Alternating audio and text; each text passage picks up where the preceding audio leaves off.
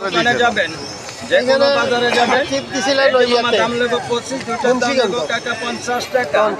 এই যে মামা দুইটার দাম 50, এরকম মামা তিনটা প্যাকেজ নিতে যাবেন, দাম নেবো 75 টাকা। এই যে কাকা এরকম 4টে প্যাকেজ, রূপসা থাকি মামা পাথরিয়া, যে কোনো জায়গায় যাবেন, ঢাকার আনাচে কানাচে, যে কোনো গলিতে, যে কোনো বাজারে।